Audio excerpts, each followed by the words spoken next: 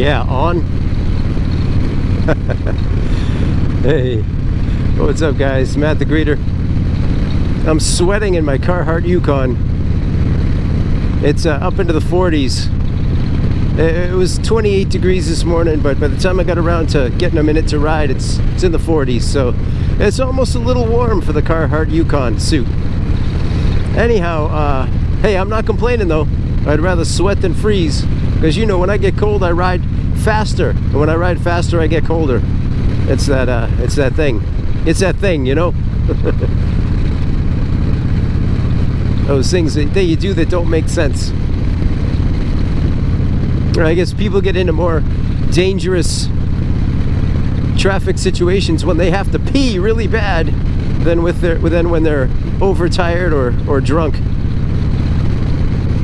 So yeah, take care of that bladder. And but I ride faster when I get cold. And why? I don't know.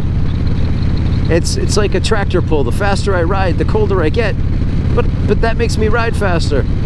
Well, I should just chill out, keep my knees around this gas tank, and let the 96 cubic inch furnace that's just by my calf muscles, let that pump and do its job instead of riding away from the warmth. Anyway, guys, listen. I was having some audio trouble, which I may still be, so you may or may not see this. But I talked. It was beautiful because, you know, I leave for work in the dark, and it was dark. And you could kind of see the autumn leaves, and it was mysterious, and it was just one of those magical mornings, dark, you know, autumn, bleak, dreary, cold, and I talked about one of my favorite albums, and the audio didn't work, so here I am. I'm just gonna make up for lost time because the album is October Rust, and the band is Typo Negative. And let me tell you how I came to know that record. So for a short while there, I lived up near Canada, about 20 minutes from the border, and it was about an hour from Montreal. And I lived actually right across Lake Champlain, well, thereabouts, from Harley's and Vinyl. Go give him a follow. Harley's and Vinyl. He's riding out of the Vermont side of Lake Champlain. I was over on the New York side, kind of wedged in between Lake Champlain and Canada. And it was gorgeous up there. And anyway, so my friends that I was living with at the time, they took me to a place called Dick's Music Oasis, which was in rural North Country, New York. It was just somewhere. You're driving through fields, nowhere. And then all of a sudden, well, like an Oasis, arrives to this shop, and it had like, I'm gonna get some of the details wrong, but it was like one of those places that you could get a guitar, a drum set, a wedding dress, and a shotgun. You know, and plenty of ammunition. It was one of those places. It was a beautiful store. But on the ride there, I was at the mercy of my friend's CD player because I was in the back seat, and I'm normally a driver. I've driven, you know, 90% of my life, you know, and only rode in the passenger seat when I've been like after surgery or something like that. So this is a rare occasion where I'm in the back seat at the mercy of the CDs being slung into the CD player. But I was in the capable hands of my friend Eric, who had impeccable and still has impeccable taste in music. And he popped this album in, which started with a funny. And you're like, whoa, my CD player's on too loud, you know, and you think it's the volume up way loud, and then you hear like, ha ha ha ha, you know, it's like, hope you enjoyed our little joke. And it's the start of a very beautiful album, October Rust by Typo Negative. And I had never heard Typo Negative before, and what I was confronted with was the most incredible, massive, lush, heavy, dark, fantastical, you know, dreary dream of a metal album. It was like heavy goth, and I was captivated. I couldn't believe music could be so heavy and yet so melodic. Now, Type O Negative is not for the faint of heart, nor are they a children's band. I'll put it that way. So when you go check them out, keep that in mind. They got some challenging content or whatever, subject matter. But please, if you're into melodic and heavy, just Type O Negative, love you to death, right? Check out Green Man, check out Wolf Moon, right?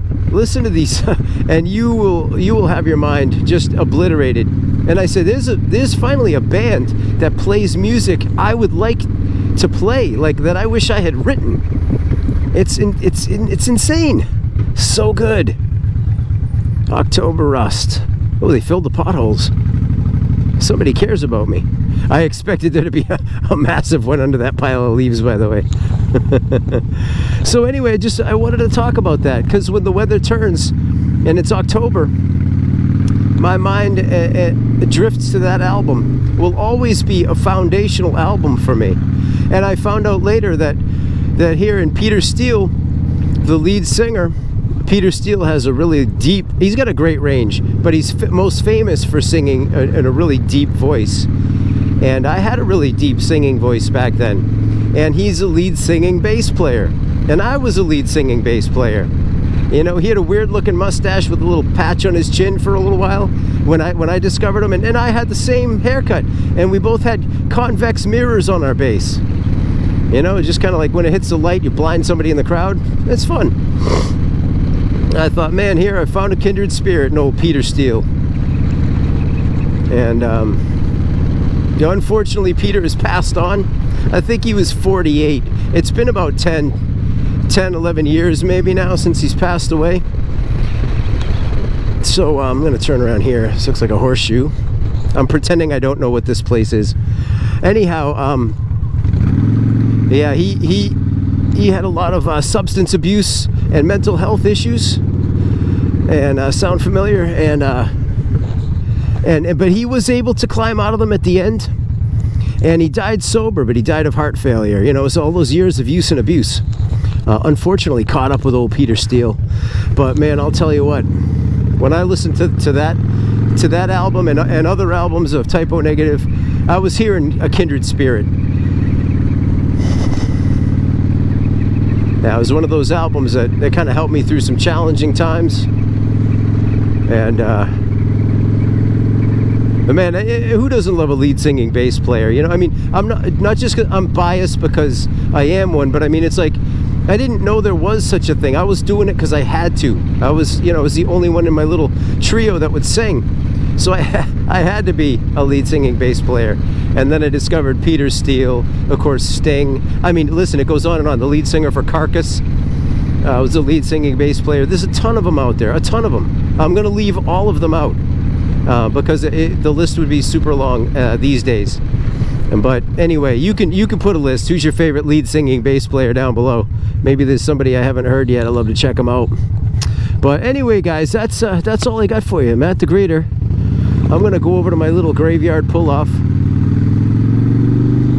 Well, keeping with the Type O Negative theme, it's like I do like graveyards. I mean, they're pretty peaceful. People there leave you alone, pretty much, and I just like them. All right, guys. But I'm a daytime graveyard guy. I'm not. I don't need to. I don't. You know. I'm not. Anyway. There's just too many high school kids in graveyards at night around here. It takes all the fun out of it. All right, guys. Matt the Grader. I'm going to let you go as soon as I can find neutral. Hey, must be a Harley. All right, guys, I'll check in with you soon. I care about you. Leave a comment, subscribe, share this video if you got a Type O fan or a lush, melodic, heavy goth music fan in your life that you want to share this with. And I'll check in with you soon. All right, guys, bye. Oh, we're still here. Gotta hit that button. Sorry.